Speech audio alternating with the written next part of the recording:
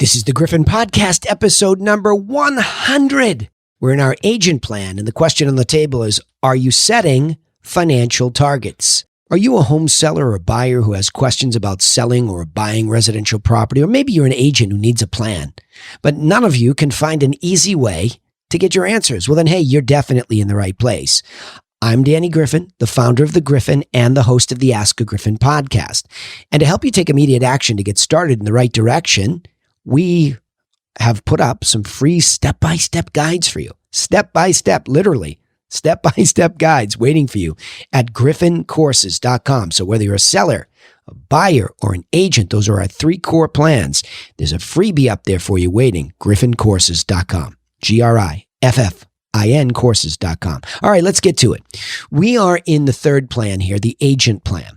So I'm speaking to all the agents that are currently out there, or perhaps you're endeavoring to become an agent. The question on the table is, are you setting financial targets? So before I get started in the steps here, I think it's very important to understand that, and again, as a longtime coach and trainer, I see the value of a clear written plan.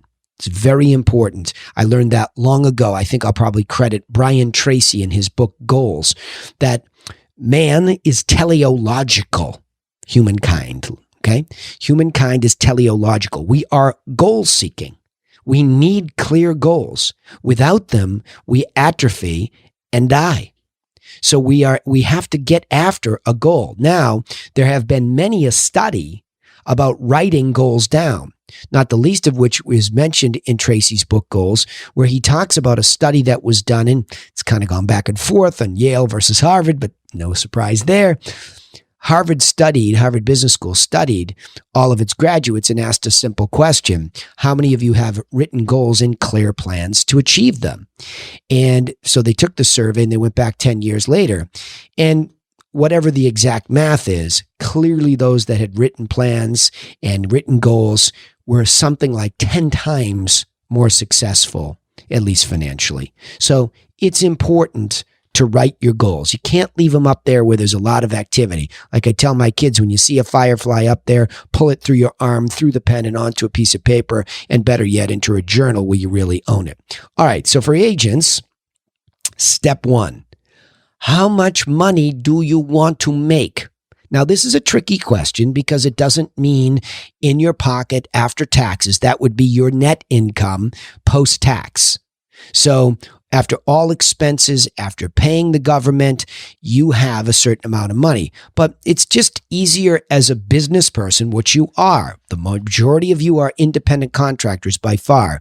If you're an employee, I get that this might be a little bit different, but not really, because you still have to set a revenue goal, even though you're being W-2'd. So how much money do you want to make becomes very important. And you have to write that down. Now, the caveat here is, I have heard as a coach and trainer for a long time, ridiculousness. I can see this guy's face at a conference many years ago, and I asked this question: well, how much money do you want to gross?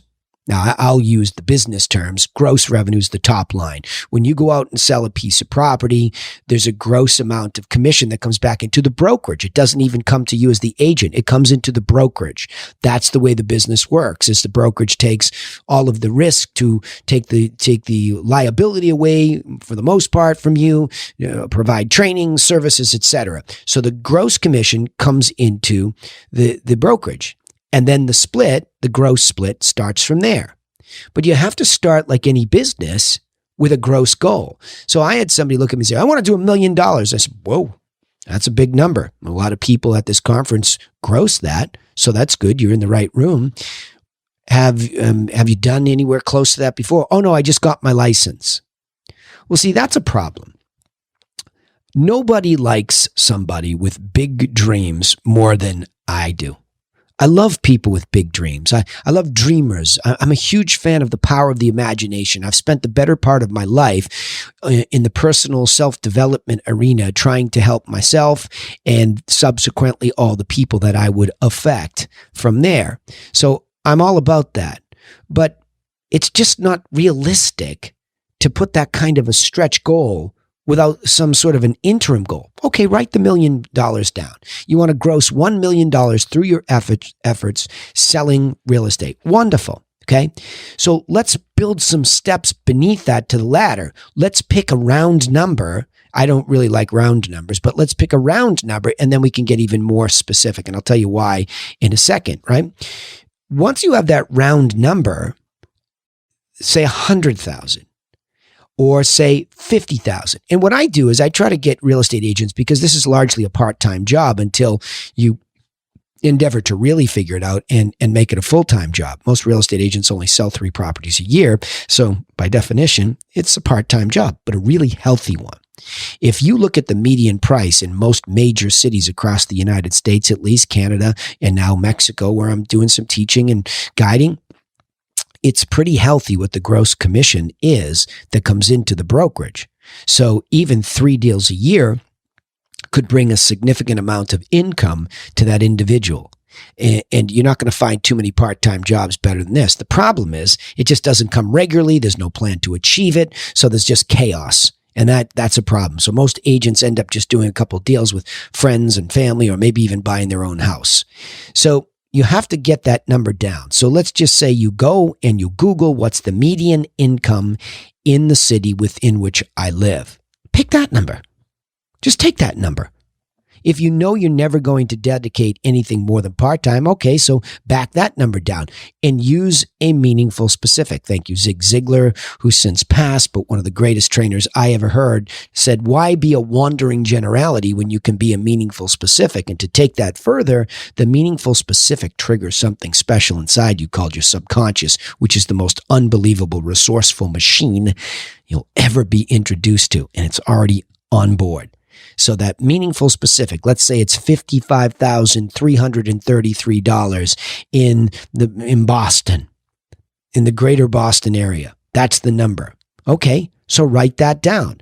I'd like to, and especially if you're already making a certain amount of money, and again, I know 55,300 is nothing in Boston, you'd starve to death, but let's just say it's 74,300, whatever it is, okay? So you pick that number and you write it down. Now it's clear. Step number 2, is it realistic in the area and in the business in the area? So remember, geographically, we've got a median amount of money that most people make for income, for gross income. And then we have this business called real estate in the middle of that geography. And we have this thing called the multiple listing service that we pay access to. You pay for it to get access to all this info. And all you have to do is look in there and take the median price of a house in the area within which you're going to do business and look at how many agents sell what? What's the median number of sales for an agent? Is it 3? Is it 5? Is it 10? So now you only have to be, quote unquote, average. Can you be average? Can you be middle of the road? Median's exactly in the middle. Average skews up a little bit. But now I'm talking about the average agent sells X number of houses in your area. So you see that and you say, okay, if I sold properties at 577,000 and I was able to achieve a commission rate of X. I can't quote that here because of antitrust, right? You'll figure that one out on your own. You plug that math in and you say, okay, there are a whole bunch of people that are selling enough median priced homes to make that median income. So it's possible. It might not be possible in your mind yet for you, but it's possible because the evidence is it's occurring. So 1, how much do you want to make? Make it reasonable. Sure, the stretch goal is wonderful. Okay. That'll stretch your resources beyond and through. Yes, I like it, but get a really crooked number, as I call it, or meaningful specific that's based on the median income. Then go and look how many transactions in the area it takes and is anybody doing it? Voila. It's pretty simple. Step 3 is really just figuring out that math now. This is where we get a little bit more specific. So I have a median price. I've plugged in a commission. And I just need to figure out, well, how many transactions do I have to do? See what I mean? Because I'm asking you to sell a middle of the road priced house, not luxury, but not the bottom of the basement either. Okay. Try to stay in the median. And then you'll have to figure out what you can bear to charge. Get good at the services. I mean, plenty of stuff that we can talk to you about. GriffinCourses.com. Go look at the agent course, and that will help you, right? So once you get that all down, how many transactions? Write that down. All of a sudden, you have this financial targeted formula. It's so darn simple. You should be able to execute the plan with some guidance, with some help, some freebies here from me and others. You should be able to execute. Put a little elbow grease or hard work ethic into that, and you'll get there. So the key point here is setting a clear and written financial goal helps you gather the resources that you'll need to sell enough properties at the median price to be successful. You see, that's the last piece of it. Once these goals are there, how much money, okay? Is it possible in the marketplace to make that money? How many transactions at the median price will I have to? Now let me write it all down. Now trust the subconscious because you have this really clear target. So when you're listening to the coaching and training that's out there for free, you can begin to decipher what's nonsense and what's not nonsense because you still need a plan to achieve it. Don't get caught up in the latest idea. Here's my pro tip. Figure out how the business really works. The fastest path to doing business with sellers and buyers is to have a plan for both of them, a seller and a buyer, what you plan for them, and talk directly to those people. You can go down the rabbit hole these days of social media and digital marketing and never get in real conversations with real people because still to this day, people do business with people that are real estate agents. That's the way it still works right now. That's good news for you. Okay? Let's summarize it this way. Most real estate agents have never taken the time to write down a clear financial target. In order to get started, simply write down an aggressive but realistic amount of gross income or money.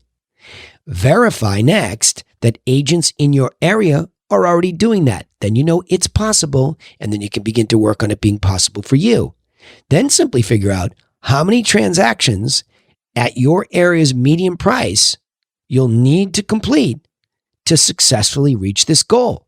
And that will trigger and open up all the resourcefulness in the subconscious. Let the subconscious go find the stuff.